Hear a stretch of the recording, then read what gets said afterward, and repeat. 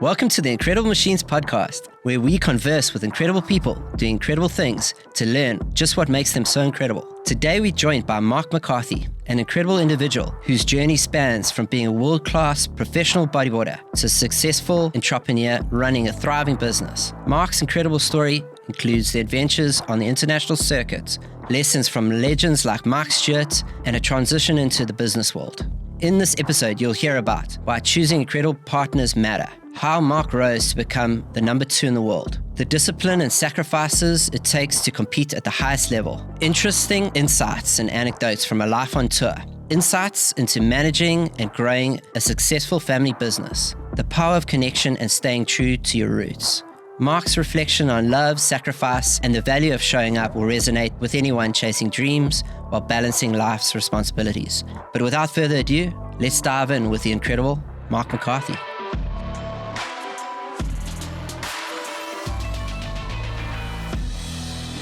Welcome to the Incredible Machines podcast, where we interview incredible machines and work out how they are so incredible and learn from them. Okay, today I'm very excited. I got my old chum and an incredible machine of note, Mark McCarthy, with me. And I'm joined with my business partner and producer and creative director here, Holden. Yeah. Hey guys, what's happening? So we got an interesting conversation. That we were catching up before this, but we got so much to talk about. We could talk about it forever. But just a quick intro from my side on Mark.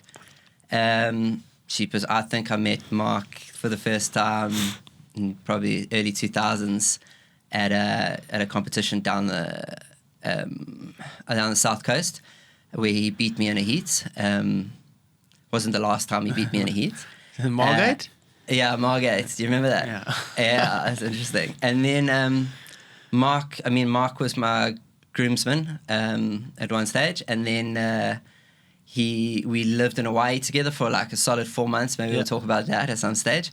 And I mean, super interesting journey from being a pro athlete into an entrepreneur and owning and running a business across different places in the province, and we'll get to that. But it's been a journey, and we could go on it's probably just spend the whole session talking about the 4 months we spent in Hawaii and what we did.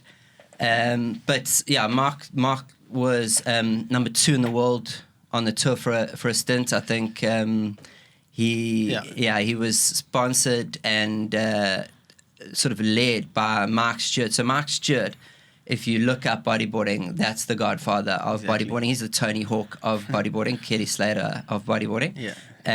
Shorthand for everyone. And an absolute legend. I think he was here recently, so we'll touch on that. And Mark got to spend a lot of time with Mark and learn from Mark and spend time in Hawaii, sort of got those intros. It'll be interesting to find out about those people that you spend a bit of time with, and we were talking about before, like the people that you find interesting, some not so interesting. I have this quote you might love. You can steal it if you want. I stole it from somewhere, but I never met somebody that I couldn't learn something from. Once I met somebody that I just learned, I must never meet them again. So we'll talk about the people that you've met and see how it goes there. But just to dive in, like a guy from Richards Bay, and quick anecdote, Mark says, I used to love this. Mark would tell me the only difference between Durban and Richards Bay is we've got an ice rink in Durban. And I'd reiterate that there's a bit of a small difference and there's a whole bunch going on. But so if you want to just kick us off, the Incredible Machine, take us through how you got here. Well, thanks. Thank you very much, guys. Ross, it's a privilege to sit down and talk to you it's been a while since we've actually had a lekker conversation. And this is a great opportunity. We can dig into some old memories and, maybe create some new ones here we can laugh about. The journey from where it started to where I'm here now, I can probably cut it short, and where I finished school and joined my dad's business, the Max Fish and Chip shop. Worked there for a couple of years and realized I needed to get out of Richards Bay, and it's a bit more than life than being stuck in behind a counter at the age of 18 years old. At that stage, before I went there, actually before I matriculated, I took a business plan to my dad to say I wanted to go to Durban to study with all my mates, really, just to get out of Richards Bay. And he's the first thing he looked at me and said, "Do you know how many fish and chips I need to sell to send you to Durban? So you just go there and piss it up with your mates. You're not going to study," which was okay at that stage. But that's when I decided the decision to move to Cape Town and join the film industry, which I did for 5 years of my life. It's a very challenging industry to be in. It's time consuming. You don't have much of a life outside of the industry, which has got its pros and cons. But then I was able to save enough money and go to Hawaii for the first time, which kicked off my bodyboarding career, passion, love. And I think the first time I went to Hawaii was with you. And then from there, stayed on tour for a good 5.5 years of competing. Let me just pause you there, because I remember that. So, like film industry, just go back quickly to that. So it's really interesting for me to traverse the journeys with these incredible machines, like behind a counter at Fish and Chips, on set, scout for Blood Diamond. I think you were a location scout? No, we were doing location. I was doing locations. So in terms of scouting, managing locations, and all the rest of it, And one of the reasons why I know Blood Diamond specifically was the movie is because I think that first season in Hawaii, it launched and it was in cinema, and all the South African guys, the Saffers as we call them, we went and watched the movie, and we waited right till the end of the last credits to look out for Mark's name right at the bottom. And no, it was such a good memory and such good vibes and stuff like that. So you save up, and it's we're competing with the dollar here, and we're going to go live in Hawaii and stuff like that and compete. And you save up for that and start the career. And the first competition, I think, is Ledges in Maui. Yes, that's right. Yeah. Ledges in Maui, that is another whole experience we did on our own. We had a budget to fly over for this competition. It was me, you, there was 4 of us, I think. Wesley, Rob, myself. Yeah. And then we rented a car from this dodgy dealership that was like off the market dealership. That doubled as accommodation for the night. We got to the contest site. The waves were absolutely atrocious. You couldn't compete in it, and the forecast looked like that for the next I think it was 8 days. So most of the guys flew back to the North Shore to go and surf and get their photos but we didn't have the budget to fly back and then to fly back for the comp, and we'd really invested quite a bit of our money as entrance fee. So we ended up staying in Maui for the 8 days. It was quite an experience. And that's where, I remember we parked outside of McDonald's or Burger King. Yeah. And we would go and buy one burger, and then you get the free refill drinks. And we would just go and refill the whole time with a bottle of, vodka or something. Some vodka, I think it was, Help us sleep. Yeah, put us to bed. Yeah. And then we were really scrappy there. I think we stayed up in the mountains with the expat South African, Shani. Yeah. Eventually someone found us and took us in, Yeah. And then, so we had a decent night's sleep just before the competition. And then that was the kickoff. I think you finished second there too, Mark. Yes, yeah. So it ended up being a one-day event. I ended up surfing 5 heats that day, and we literally had no expectations. It was my first international competition. I think it was first for most of us. I don't know if you had been to Hawaii before I had been. I think you did. I had, yeah. So I had no idea who else, all of a sudden I was going through the rounds, and then I was surfing against, I had Dave Winchester, my mate. I'm like, oh my God, are you joking? This oak is something that I look up to. Or Jeff Hubbard. And then end up having to make it all the way to the final after surfing 5 rounds, and being in a heat with Magno Oliveira, I think it was Dave Winchester and Mark Shirt. And Mark Should had just come out of semi-retirement, or he just backed off from competition for a while. And that was his first competition coming back into it. And him being still at that stage as a bit of an older guy, making a breakthrough, winning. He actually won the event. I came second.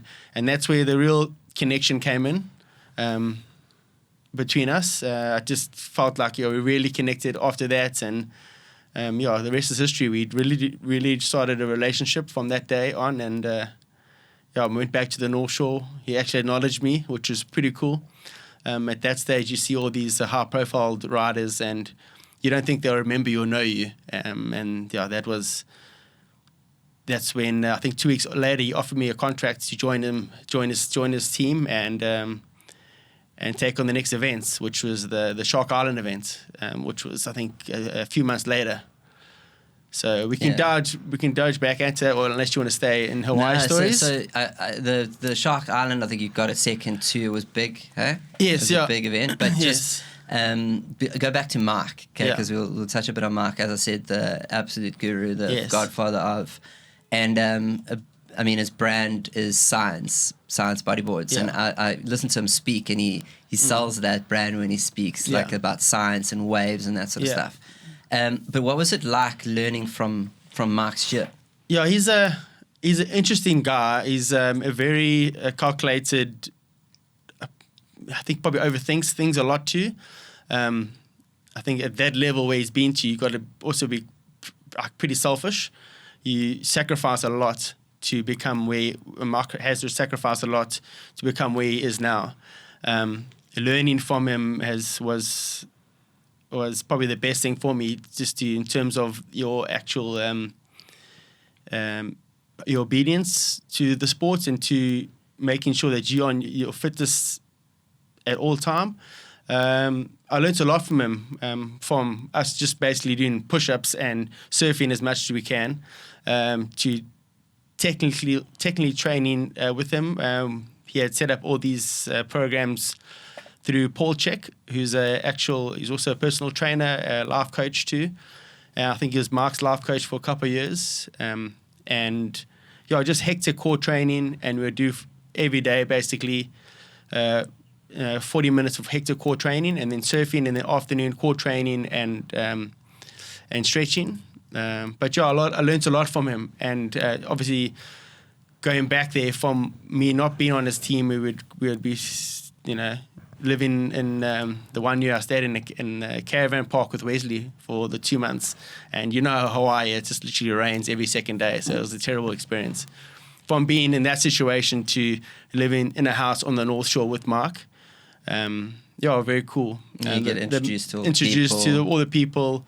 I remember the one day when I paddled out early morning, the waves were pumping at Pipe, and I was able to get 3 waves in a row, like back to back, paddled out, got another one, paddled out, got another one, and that doesn't happen normally. You sit there for 2 hours and don't catch a wave. There's 150 people that are on the next one.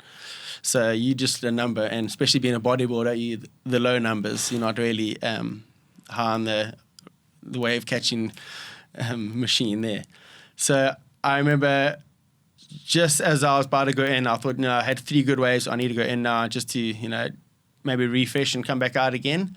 And I decided to go this big way. This big set came through, and there's always you get these good inside ones. And I paddled for this good inside one, and there was 3 surfers that had committed for 2, and I thought they were both going Pipe. Because it was such a wedgy wave, I couldn't see the guy behind me, and I actually went up going backdoor, got a really good wave, did a big invert, landed in the flats, my leash snapped. I don't know if you remember the story, when my leash snapped, it got washed in, and I looked to the beach, and it's pretty close, it's to the beach. We end up, and the beach was whistling, and I was thinking, oh my gosh, what's going on here? Have I dropped in on somebody? The history of the guys that burn people there, it never ends well. Looked to the beach was whistling. I looked behind me, and I seen this guy running, trying to make his way towards me to beat me up. And I looked to the beach, and I see Kala, which is one of the big guys from the Hui guys, was on the beach, and he's trying to call me to come in. And I was like, there's no ways I'm going in. There's no ways I'm going into him. Like, I don't even have proper medical cover here. This is going to knock my teeth out. And at that stage, Mark was in the water, and I was praying that Mark would just come and save me. But Mark didn't want to get involved. He tried to come, and he got like pushed aside as a bigger than him kind of moment. This guy approached me and wanted to fight me, and I was just like, went up to him quite aggressively saying, I didn't hear you, why don't you make a noise? Like, why don't you call me off the wave? And he just didn't want to hear anything I wanted to say, so he just came in swinging. And I was lucky enough to dodge a couple of punches, but I knew I needed to take it. Like, I needed to take a beating. Yeah. There's no ways I'm going to get out of it. So I ended up taking a couple shots, apologized to the guy. The guy just like hushed me in. So I just drifted down the channel and got out the beach and then just sprinted, hoping the guys on the beach wouldn't want to catch me and beat me up too. But yeah, that afternoon, that's why I was staying with Mark, and I went, and Mark came in later that day, and we spoke about it. And he's like, Mark, I need to get my board back. It's literally my only board, and I love that board. And those have got my board. Can we not go get my board back? And he's like, there's no ways. He's gonna try and phone the guys and speak to them, but your boards are gone. I think you got to write that off. So that was quite funny. I thought, surely Mark can get me out of this situation, but it definitely not. And that's that was like the ups and downs of going there. Yeah, so we had a number of experiences, but so Mark, it sounded like we were talking a lot about discipline with Mark. Yeah. And then there's a respect element there, and there are levels to this game. Yeah. It sounds like there's levels to the game there too. We'll maybe touch on Rob Gray at some stage in this conversation or not, but we had some good times and some interesting times with Rob there. I remember him burning or taking off and dropping in on a wave, and a local was on it in the afternoons. Yes. And I heard those whistles, and I saw it was him. And I don't think I can remember just suddenly feeling nauseous like that. Yeah, exactly. Because you're so worried about the guy now, and it's like you said, Kala. Yeah, you can knock your teeth out. We've seen the videos. I've seen him do that. And I was like, oh my gosh, I want to end up in one of these videos. Yeah, you see, you get, and they MMA, they train MMA, they train Brazilian Jiu-Jitsu, and that's all they do, and then you just become their punching bag. So, and like you said, you took the beating because you felt like you needed to, and got it. Have you ever seen the core training Mark was alluding to when he talks about any kind of core training, Luke? In terms of what, for bodyboarding? Like any core training. So like, I'll give you the example. It's jumping, Pilates ball jumps.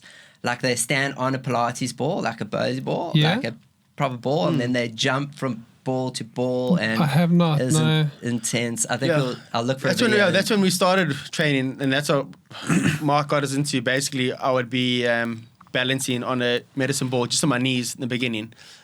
Just trying to do like ups and downs, trying to find that balance. The core starts here, it goes all the way up to tongue control, where Mark always told me, you've got to put your tongue on the top of your palate when you're doing it. It stabilizes you. And so learning that from standing on a medicine ball to doing squats on a medicine ball to doing squats with weights, from jumping ball to ball with little weights, all that kind of stuff, And then with that comes the strict diet, 0 sugar intake with Mark, staying with Mark, which was pretty hard for us as lighties. All we wanted to do was, eat sweets, drink beer.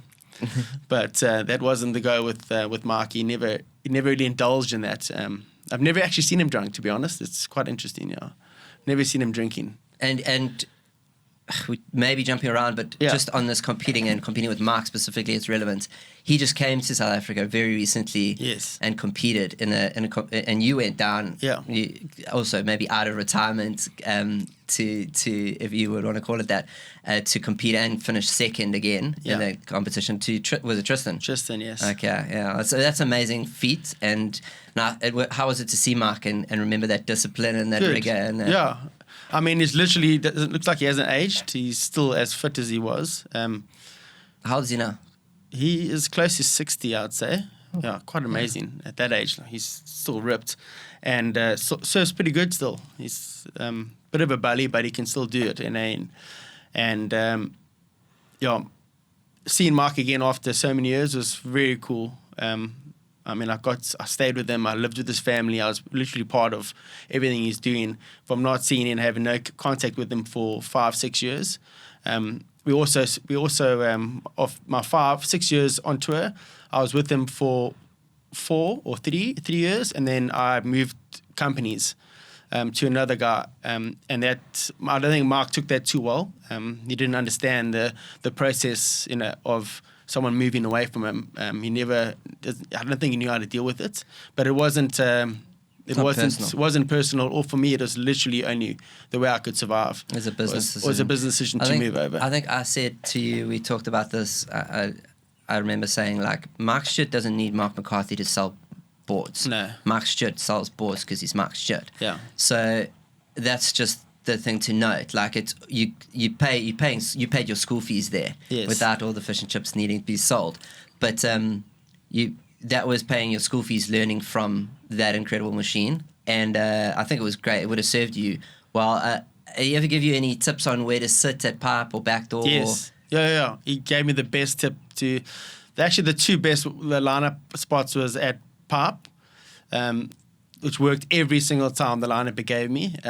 Was like 2 trees that he had linked up with the mountain in the back. And then I think the one year the tree had got cut down. So like, Mark, I've lost my bearings here. I don't know where to sit, where to go. And then he gave me another mark. He also gave me a good lineup at Shark Island on the of my first comp, which I was kind of clueless to.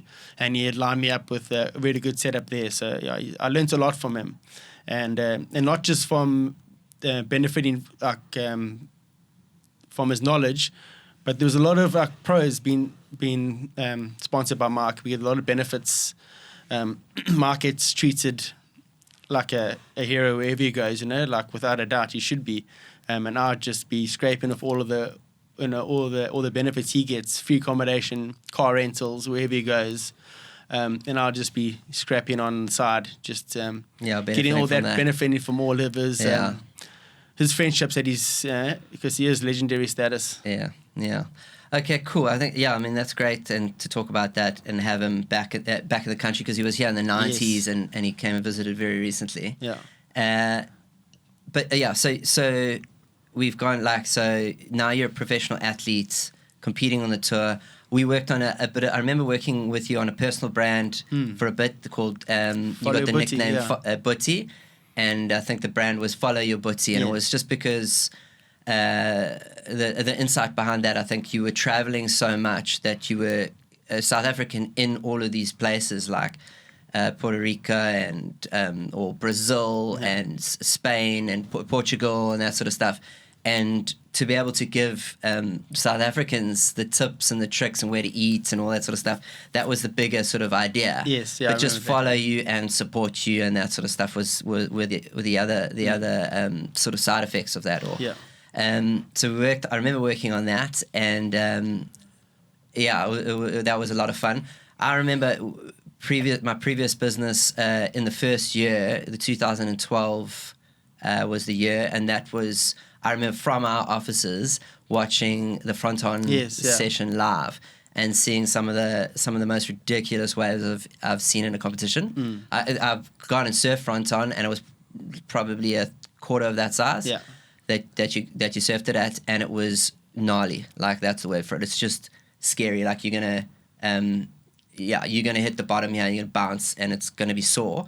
And I'll link to a video of that session because it's still totally remarkable. It'll stand out now. Yeah. There's one wave that I know you'll know what I'm talking about. It'll be in freeze frame, and there'll be stuff, and we'll have links to the show notes in the show notes for it.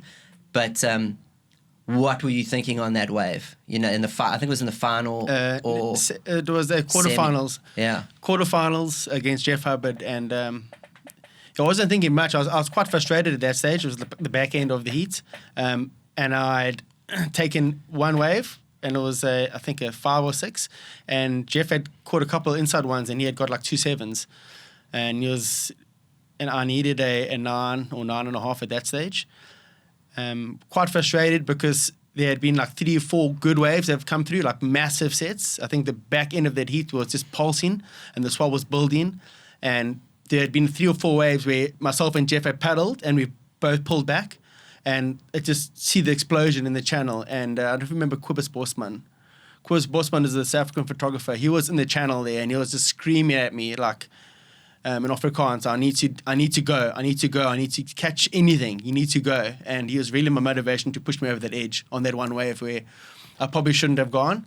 But there was a one that I just missed, and Jeff pulled back, and he had priority, so I pulled back, and then that one was a good one, and the next one was even a bigger set, and that was the one that I went on thinking, I'm just going to go, I need to go, and if I don't make it, I don't make it. And I got to the bottom of the way, I realized this is probably a bad decision.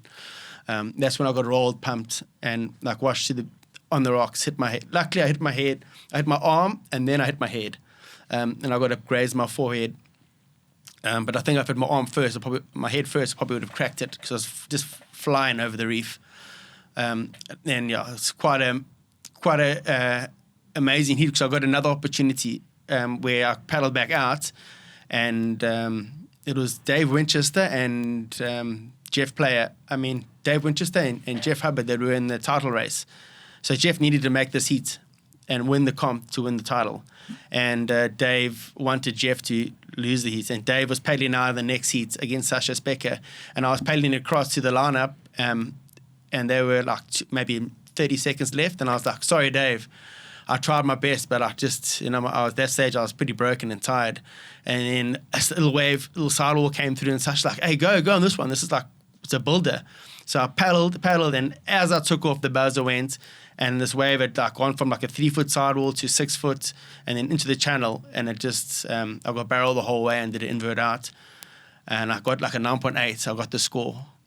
Made it through to the semi-finals where I think I served against Jared, and Jared schooled me in the semi-final. But I was pretty broken at that stage. Mentally, my physical strength was like, I was nowhere. After surfing, this is my third heat of the day. So my heart in my throat, like all the way back in South Africa. And the South Africans have like, especially the bodyboarders, I think we really support, we really get behind each other. Yeah.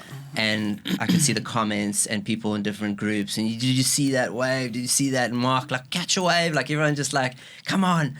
And I've caught similar waves in my time, like especially in Hawaii, I can talk about waves. Yeah. And then you talk about overthinking, and if you think too much, you won't go. Yeah. So you've actually got to, and you'll get to a quote later that you made me think of this too, in the quote session, but from Billy. But you just got to commit, and like you literally might die, and you take off and go. And you talk about banging your head and that sort of stuff. Hawaii pipeline, statistically one person dies every year. Yes. I don't know if that's still the statistic. It is, yeah. Just it's the amount of people that's in the water. Something's going to happen, Someone's got to give. The pressure's just too much. There's a lot of, I would say, duppy surfers out there that shouldn't probably be there, that go there every year. It doesn't take much for you to hit your head and get yourself knocked out. It's not the speed; it's the sudden stop. So it's like that reef just drains, and I've been concussed, backed off the wall, actually. But it's that sudden stop and that drop out. Interestingly, just to touch on a tradition, and I took this into business life. I love how you can take little things from business life in, and South Africans are like the bodyboarders really stick together, especially in Hawaii. We're living in a room probably the size of this, like 8 of us in a room the size of this podcast studio. But the thing is, there was this Haagen Daz. There was an ice cream, and it never used to be here. Haagen Daz has only been here the last 10 years maybe. But we're talking the early 2000s. So the tradition for South Africans was you weren't allowed to touch Haagen Daz until you got a 6-foot barrel at pipeline. And it's got to be seen by somebody. And somebody has to verify it. Self-acclaimed. You can't just say. So someone usually buys it for you, or we used to do that. We used to buy you your Haagen Daz. Yeah, well done. And then in the business world, I used to say in my previous agency, when I founded after 3 months in agency life, working with us and putting in the time, you get a Haagen Daz. Yeah. So we literally have a Haagen Daz ceremony. And I'd have to tell that story every single time about how you earn your Haagen Daz. Okay, so just on that quickly, are there because we're going to transition to the people, and also just how you've transitioned to a business life, and the people in that you've worked with and that sort of stuff. But are there any like little learnings that you taken from Mark, Sasha, anyone on the tour that you've worked with that you actually still use today? That discipline that you learned from Mark, anything like that? Well, yeah, I mean, if you want to talk about, I think Mark would probably help, and I think a lot of my friends on tour, when I was on tour with Jared and with Sasha, I did a stint with like Wesley and Michael and a few of us Africans. Trying to deal with certain emotions, losses being one of them. That's something I don't. It's something that I really battle to deal with, not knowing how to deal with the losses. Mark and so does Sasha. Is like, you tell me the same thing. Like, you got to treat your losses like your wins, and I don't know how to deal with that, because a win for me is such a positive feeling. It ignites so many different positive feelings in your body, where a loss or losing a heat, or losing a critical heat, where you really need the importance of it, not knowing how to deal with it, where I'd go full radio silence and just be on my own and not connect with people that trying to reach out to me to see if I'm okay, or if how am I doing and all that. I wouldn't be able to reach out to anybody. I'll go full radio silence on them.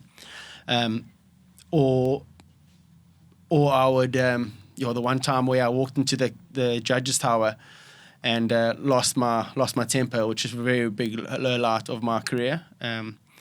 But I think Mark just taught me a lot, and so did Sasha, on how to deal with those emotions, trying to keep those negative feelings away. And you're always going to say there's the next one, but is there a next one? You want to try and shoot the lights out every time with everything, with work, with business. This is always going to be ups and downs, and just knowing how to emotionally control them and deal with them, instead of holding back. They say, or it's said that you probably would have heard this. It's only really a loss or a failure if you don't learn from it. Yes. But so, what do you learn from those? Because sometimes you're like, I just needed to catch one more wave. That's all I needed. Yeah. You need to get a bigger total score to win your heats, and how I'm going to do that. And not really just that, but how I'm going to, you normally surf in a man-on-man heats, or you surf in 4 guys heats. How am I going to surf better than all of them? Mentally prepare yourself that that you are better than them. You can surf better than them, and you're going to smoke them now. And unfortunately, that doesn't always happen. So you set yourself up for, like, you hype yourself up. I always, my brother always used to contact me with 4 big heats or 4 big competitions, and he's like, you got to Skalkburger them, bro. Just run over them and physically beat them up. And you can't really beat them up in bodyboarding, but just taking that, like, that attitude into a heat, which was, I learned a lot from that too. It's just positive positive feeling into a heat. Yeah, and that training you got at Rhinos when you left school. Yeah, that too. Rhinos at Richards Bay, it's a rugby team, I think. Yeah. No, okay, cool. That's awesome. I think so. Can you sort of take us through how that might translate into where you're at now, and sort of the wins? There's probably a lot more at stake now. Whereas that was short wins. A tour is quite different. But how have you transitioned from all the traveling that you were doing and being on tour and that being your income, to now looking after, like, your businesses at home? And how has that transition been for you? So I'd be in between travels. I'd always come back home, base myself back in South Africa after being away for so long, where I used to base myself in Australia. Coming back home, I'd always getting myself involved in the businesses back home, knowing that one day I'd possibly want to be based in South Africa and have something set up like this. So this transition hasn't been difficult, because first of all, at that stage, I really didn't enjoy traveling. I mean, living out of a bag and scrapping the whole time wasn't ideal, and I think that novelty had worn off by then. I'd also met my wife Courtney when I stopped, and I just realized it wasn't going to work out, and I wouldn't say that was a big motivation for me. So me being around was more important than being on tour and competing again. So I just felt like I was doing the right thing, and it was an easier transition. It made things a lot easier. And you set up in Salt Rock, and Salt Rock's where you're sort of, you call it your head store, where you base a lot of your time? Yes, now, not initially. So myself and my wife, we work together now, which is it's a big thing for me. She is the rock. Helping makes a lot of the decisions. So she moved to Richards Bay with me, and then after a year, she was like, "I cannot do Richards Bay anymore. She needs to get out of Richards Bay," and I don't blame her at that stage. She missed the ice rink, and the ice rink was calling her. So that's where we decided to set up a business in Salt Rock and venture out, and it's been a great decision for us. How many years now? 5 years. Last month was our 5th year anniversary there. Yeah. Fifth year at Max Fish and Chips in Salt Rock. Yeah. Brilliant. I've had the pleasure of eating there numerous times now. Okay, so you set up in Salt Rock, and you've now you're now married.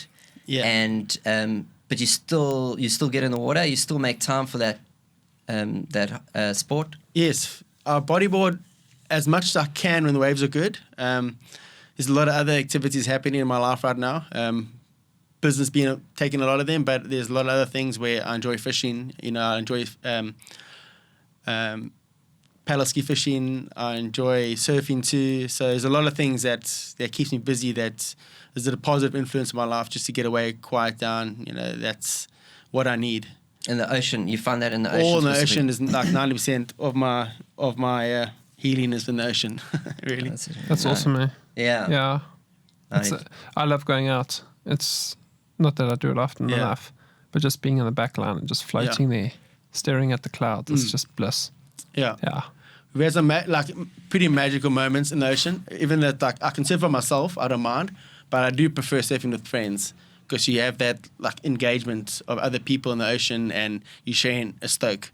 Where if you get a good wave, I mean, it doesn't have to be always about a good wave, but if you get a good wave and nobody's around, it's like, you just wanted to, scream and shout, or if you see someone else get a good wave, scream and shout, and, share that stoke with one another. Or potted dolphins comes past, like, wow, this is so cool, or cool cloud in the sky, small little things, it's like, if the water's clean, you're like, wow, look at this clarity. It's beautiful. You get to share it. Yeah, exactly. Yeah. So it's I'm picking up a theme there that seems to. So it's always connection, at least with one person. So you said Courtney's your rock. Yes. I've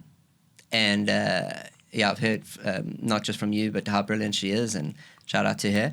But before that, you had you seem to have other people that were in your life. So we talked about Mark Shirt, Sasha on tour. People, you always had to have that strong. Maybe it was stronger together. Like you can do it by yourself. Yeah, but I mean, it gets lonely. I guess I don't like to be alone. I don't think. I think I've always been a people's person. Just be around them. Even if it's someone to share the highs and to share the lows with. And that's where guys like Sasha was a very positive influence in my life. And he would be able to solve any real problem. The MacGyver named Sasha, he can fix any problem. And that's the same thing that I deal with now. I mean, having to work with Courtney, I'll bounce stuff off her, which I don't have an answer for. She has an answer for. If she doesn't have an answer, I normally have an answer, which is positively work off each other the whole time. And that's how it was, at the back end of the tour, having to travel with guys. You're always trying to problem solve the whole time and figure things out together. It's a lot easier. It's easier. 2 heads better than one. I think, that's really remarkable. If we just, I don't know if you got anything else on the business side, or we can transition to the case study, and we can talk about quotes. let's transition. I think. Could you ever see yourself not living near the ocean? It's a big sacrifice, Yeah. I'll tell you this story. I'm going to go back to Mark quickly. I've seen Mark now, and so Mark's, I don't know if it's I'm sure it is public news, but he recently got divorced, and his wife had moved to Texas, and she had told him that she's going to move to Texas, and this is what he told me now when I saw him. She's going to move to Texas, and he's got to move with her, otherwise, they're going to live separate lives. And he's like, no, there's no ways I'll separate myself from the ocean. So they end up getting a divorce. Wow. Which is pretty intense after being together for so many years. I was just blown away, And Mark's wife, she must have sacrificed a whole bit of her life to make sure that Mark's getting what Mark's getting, be able to travel the whole world and being away from his family the whole time. But to answer that, it all depends. I can't see myself living away from the ocean. If it's a business decision, if it's a life decision, if it needs to happen, it needs to happen. But that's just a sacrifice. What is the sacrifice? What is it worth? If coordinator told me we're going to live inland for some reason, as long as the benefits are good and we are happy and we're together, then that's cool. I'll make a plan. Yeah, I'll find the ocean somehow. You get the fish and chips up there. So, just before we transition there. Interesting. Because the stores, great question. The stores have been a success. We've talked about past. We've talked about present. There we are. What's plans for the future? You've just come back from Bali. Yes. Had a brilliant trip there. I saw some pics meeting up with Mark and the crew there. Yes, yeah. So me and Mark are actually family now. Courtney and Becca being cousins. So we family. It's so good to So clarity hang on out that. Marco Osler. Marco Osler. So I'm not too sure where am I going now with this. So what's that? That was just the Bali. I had the anecdote of you being in Bali.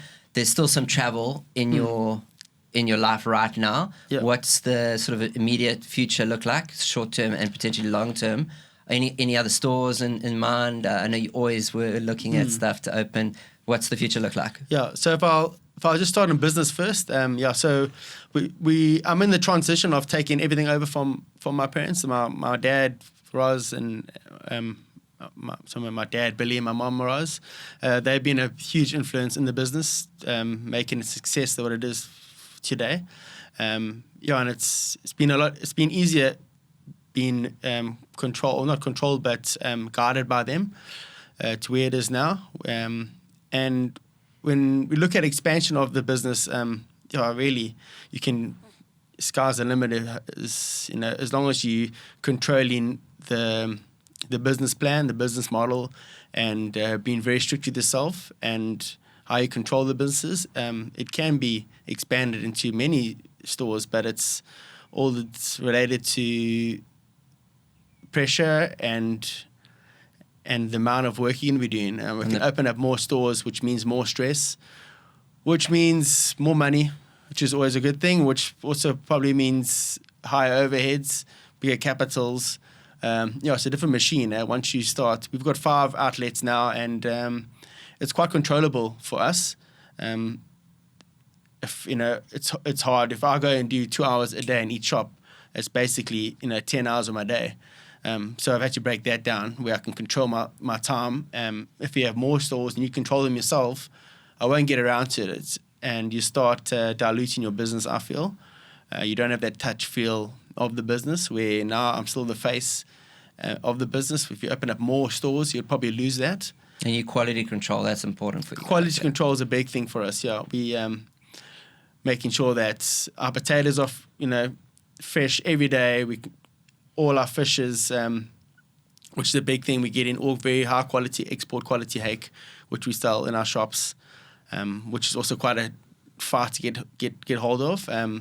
But I've got the right contacts, and we can.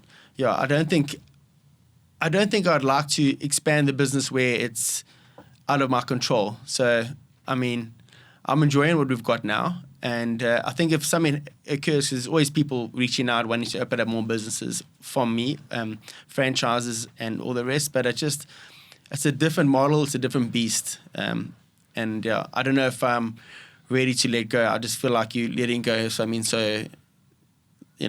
literally letting go of one of your kids. If and I just feel like I really want to have a whole and touch of it. That's what makes the beauty of Max now, because it's a family-run business, and the family's always there. We're always involved, and that's the special touch of it. Yeah, that's awesome. I think it segues quite nicely into the quotes. We do this in a different order, maybe every time, but you've got 2 quotes in mind, I'm going to discuss let's discuss the second one first, because it's from that business that you've inherited. And family-owned businesses are difficult. They can be very difficult. I don't know that experience at all. Yeah. But it also has its benefits. Like you said, you've got someone that you can look at that's been a legend, and you can learn from and ask questions. But some stuff you have to figure out, like yourself, because and I'm sure your dad must be incredibly proud of you and what you've accomplished there with the new store and with the other stores. But so you said, a quote from him specifically is, "If you don't go, you won't know." Yeah. So I don't know if I'm pretty sure he never made that quote up, but the one day he was we were setting up the Mirror and Sear shop, one of the branches, and he wanted a poster of me at the box from one of the events, riding the wave. So I sent him a picture that Sasha took of me, and he put the quote to the bottom there: "If you don't go, you won't know, BM." And everybody laughs about it because he thinks it's like his quote, but he does put into every aspect of his life, which I've kind of inherit, where it's small things, where it's, gosh, I wonder if the fishing's going to be good tomorrow. If you don't go, you'll never really know. And that's how he lives his life, really. He just last-minute decisions, always good ones, and high risk and good reward, hopefully, at the end of it. So that's where that comes from. If you don't go, you won't really know. You can relate it to anything in life, Well, when you said it, I went straight back to, first I went to front on that wave. Like, you won't know, and you can bounce off the reef. And then I went back to my first trip in Hawaii. Yeah. And just you like can overthink stuff, and you can get paralyzed, and you can get stuck for 2 hours not catching a wave. Yeah. But if you don't go, you won't know. Exactly. And it's it sounds like it's been a learning experience. You'll die wondering if it ever really was it a positive thing. And it normally is. It's really those moments where, like, spontaneous decisions where I need to do this. This is for, it might be selfish, but I need to do this. It's what I need to decide on. And yeah, they always end up being positive. I think most of my dad's positive stories and like outrageous stories have always come from those moments where he believes that he needs to just go and do it. Yeah.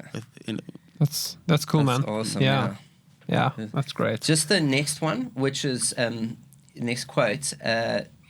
Love is not a feeling of happiness. Love is a willingness to sacrifice. Michael Novak. Yes. What does that mean to you? So I was actually looking up quotes on the word sacrifice. To be honest, I'm not a huge quote person. When I do see or hear an arts quotes, I appreciate that. Doesn't absorb and stay in my life.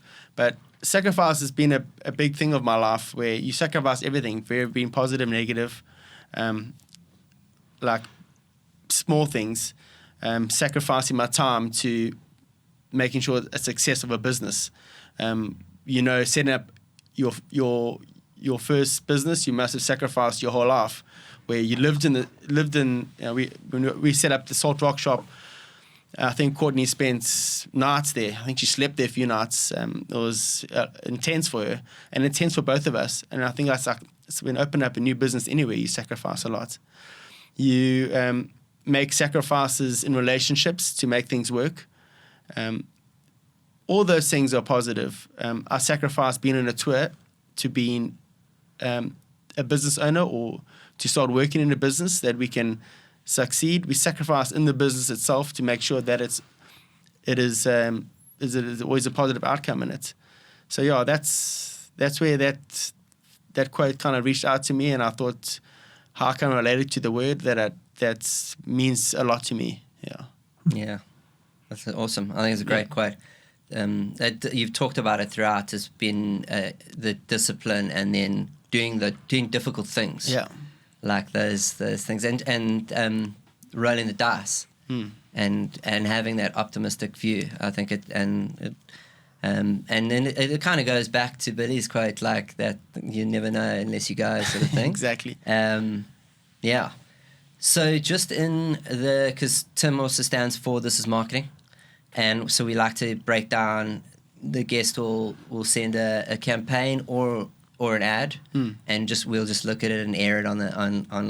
And I hadn't seen these ads before, and we went down a bit of a rabbit hole after you sent it. It's a very local lekker. It's a LekkeSlaap brand. So have you used it before? Have you used the service before? No. Yeah, No. I haven't, but I'm not. Yeah, it's because it's always seen as a bookings.com or Airbnb thing.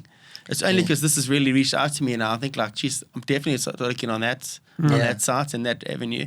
It just seems so old school, that name, and that's it being Afrikaans. It's totally authentic and it's relatable, and it's so I love that, and it's something trustworthy in that. Like you say, you're saying old school, but it's that tradition maybe. Yeah. So I think we play the ad that you put in, but there's a bunch. We'll have these in the show notes because you just thought these are amazing. Yeah.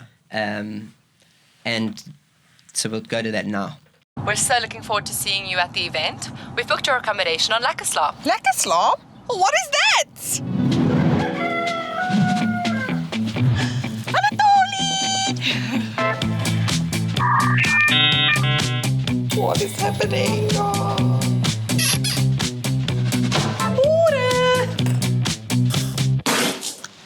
How's it, guys? It's me, Tali. How are you? No! Tali! Come join us! Join us!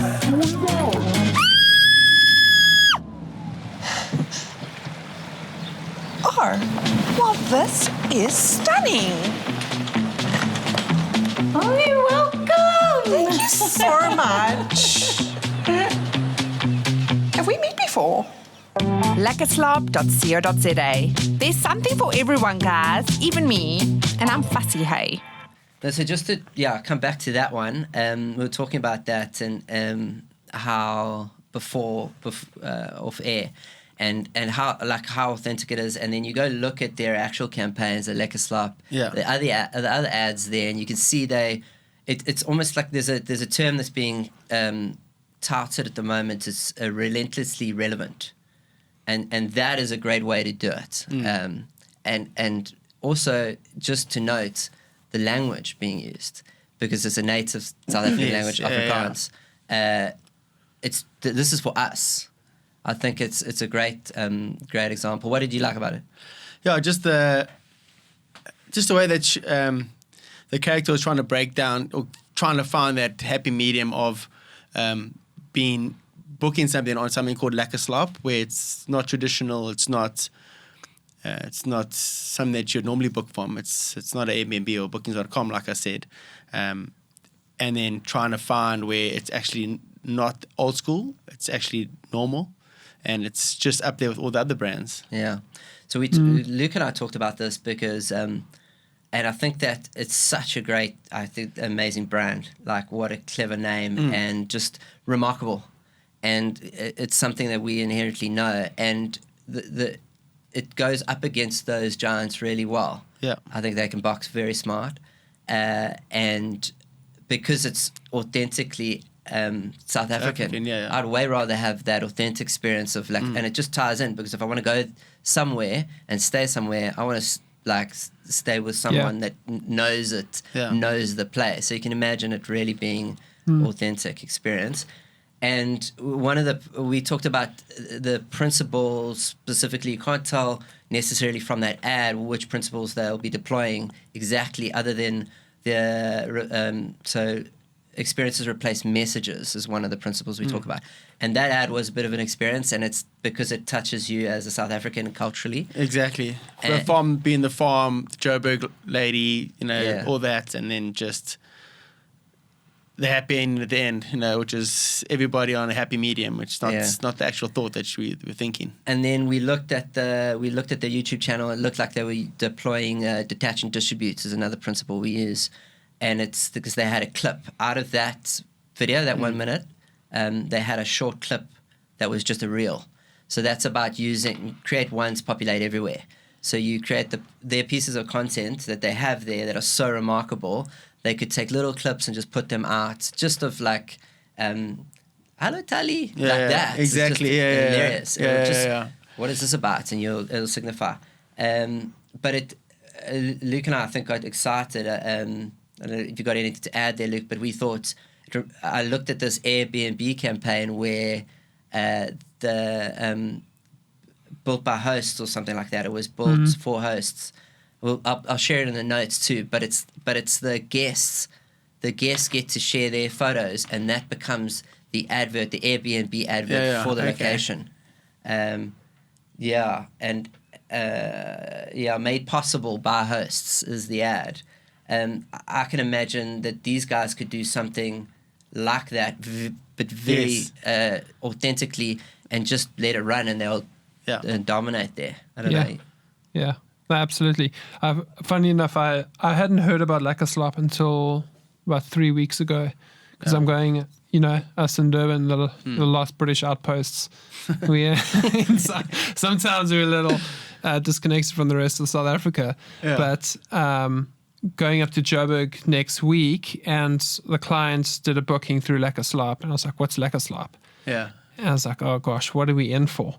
And I went to the specific place I'm staying in Pretoria, and I was like, oh, this looks nice, and it's just like the advert. And they said they responded everything in Afrikaans, and they're like, oh, here's the English translation, just like LekkeSlaap. Yeah.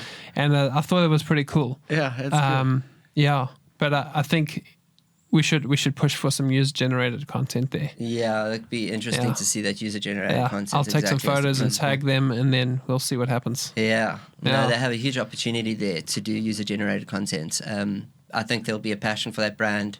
I think it's reviving the traditional and trust and that sort of stuff. So, authentically South African. And I think it resonates with when I think of you and Max, and that you just authentically, that's you. That's like your gift to Salt Rock and Mbugeni and Richards Bay, where the stores are. But it's like most people won't. We have some friends that won't really want to come to Max. They don't want to eat fish and chips out of a newspaper, which is it's not normal for them. That's the best way to do it, though. It's the only way to do it. Yeah, absolutely. Absolutely. Otherwise, it's not the authentic experience. Yeah, I know, exactly, yeah. But we have, that's in every, some people don't want to have Max because it's seen as not as like, it's not a high brand, or like not a high quality brand, but the service we do and the quality of our food is as good as, I would say any restaurant you would go to. Yeah, it would be their loss, and again, back to Billy's. And we'll get them. Once they come in, we've got them. Yeah, and back to Billy's quote. You don't know until you go. Exactly. You got to try it, and it's brilliant. I've had nothing but good experiences, and it's been awesome just catching up. Yeah. All right. I don't know if there's anything, we shout out again to the family and to Courts, who maybe watch this and just make sure we were all in order. And the people overseas and that sort of stuff. And you got anything you want to say? Thanks you guys. This has been a really cool experience, my first real podcast, and I hope to come back. Thank you everybody. It's been part of my journey, and it's only started really. There's a lot more to come, and I'm really excited. It's a good time to be alive, and it's a good time to be South African too, which is even better. Yeah. So we're all going to benefit from this. This has never been better to be a South African, huh? It feels like it. Had its lows, had its real big lows, but it's feeling everything's on the up now, and we just got to try and stay positive. It's just a good thing. So thank you.